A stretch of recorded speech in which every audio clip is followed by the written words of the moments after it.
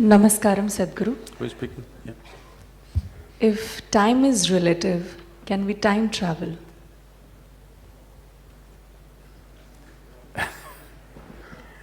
So, you want to go into the past or the future. Isn't this the biggest problem in the world? People are time traveling within themselves. They're trying to live what happened 10 days ago, or they're trying to live what may happen day after tomorrow. Time travel is the biggest problem, don't seek it. It's already a great problem. Now, that's not what you're asking. You want to know what happened in the past, or you want to know what will happen tomorrow. When he said, "Mere bare mein kuch bolo," whatever, what he is telling me is, why don't you time travel for me and tell me what will happen tomorrow, okay? Yes, that's all he's asking.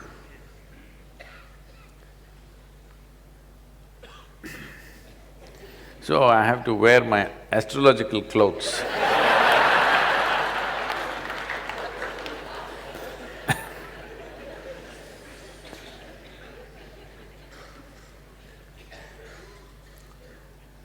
See,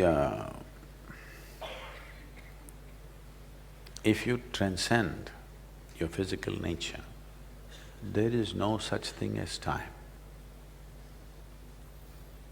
There is… In India, in this culture, we have a word called Trikalagnani. That means one who knows past, present and future. This does not mean he's time traveling. That is what these Hollywood movies, which misunderstand everything logically and literally.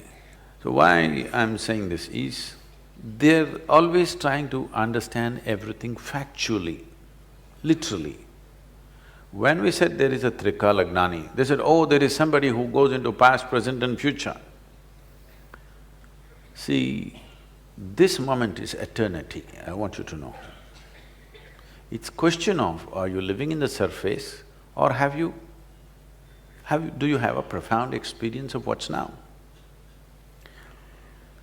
What you think is past, what you think is future, or what you think is now, is all one happening. They are not three different happenings. They are not three different dimensions or three different geographical spaces that you can go into and come back. When you use the word travel, it suggests movement, isn't it? I travel from point A to point B. I can't travel from point A to point A, point A to point A, point A to point A. I cannot travel unless I'm making rounds. So right now, when you say past, present and future, you're talking about triple A. You understand? It's AAA, it's not ABC. When we say time, in the yogic perception, which ultimately modern physics will come to someday, hopefully, is time is the basic aspect of creation. Because of time, there is gravity. Because of gravity, everything else. Right now, the problem with modern physics is they have reasonably understood the other forces, they're unable to understand what's gravity. Gravity is a consequence of time. It's not the other way round. Because there is time, there is gravity. The word time itself may not conjure that image in your mind. The Sanskrit word is correct, it's kala. Kala means two things, time and emptiness. Kali, not talking about the Devi. Kali means what? Empty.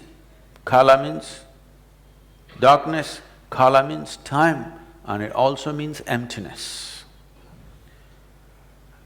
If you try to speak with little more personified context, we will call this Shiva.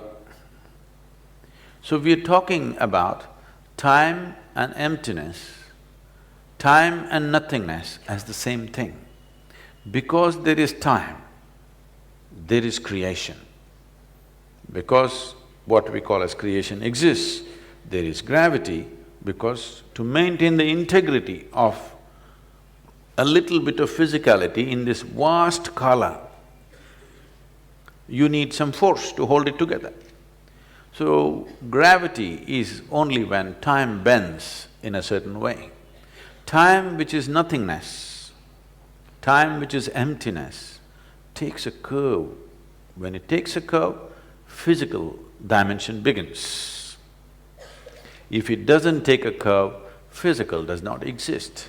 So when we say spiritual process, you're trying to get out of the curve, because whatever curves ultimately will go in circles, isn't it? So because you experience time as a consequence of the curve that it took, you're understanding time as the spin of the planet, as the rotation of the moon and the sun and whatever else. But when we refer to kala, we are talking about time in a more fundamental way, that it is emptiness, it is nothingness, it is clear space is time. We are always… the modern concept is talking about time and space as two different things. We are talking about time and space as one thing. The existential is gravity. The non-existential presence that is there is kala or kali or emptiness or time or whatever you want to call it, or darkness. All these things symbolize the same thing. So if somebody travels in time, he's lost his mind. Really. I know books are written about it. Don't ever believe. Please, I want you to understand. You throw up a new concept. Let's say a scientific community throws up a new concept, or philosophically some new concept comes. Instantly, there will be 100 authors in America. First 80 will come from America, next 10 will come from India maybe these days. They will write books about how they experience this concept which may not even exist. Powerful books will be written. And one generation will grow up on that and it will die. Next generation has not even heard about what the books that were popular in 70s and 80s, this generation has not even heard about those things which shaped those people's psyche completely. So this time travel business, this near-death stuff that's going on, these are popular subjects right now. I would advise you, write a book. You'll sell well, make money, it's all right. If it's your survival, write something. But if you're seeking, don't bullshit yourself into something and you'll get lost. Don't do time travel, because you cannot do time travel. Time as you know it only exists because of your physical nature. If you really want to know the profoundness of time, if you want to know the kala which holds everything together, which holds everything in its lap, you must distance yourself from your physical nature. Then you know kala not as three, but three A's superimposed on each other, not A, B, C. So then you will not try to travel, you will dimensional shifts within yourself, not psychological understanding of time. What happened yesterday is one time, what's happening now is another time, what may happen tomorrow is another time, not in that context. They are not three separate things. Actually, what happened yesterday, if you sit here and imagine all that, it'll all happen now, isn't it? Yes?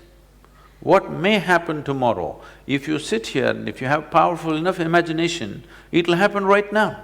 This is why people are suffering something that happened 10 years ago and something that may happen day after tomorrow. Yes, they're enjoying and suffering things which don't exist. So, if you try to do time travel, you will lose your mind and think you're experiencing something. Psychological drama that you create in the form of thought and emotion is not life. It is a badly directed movie.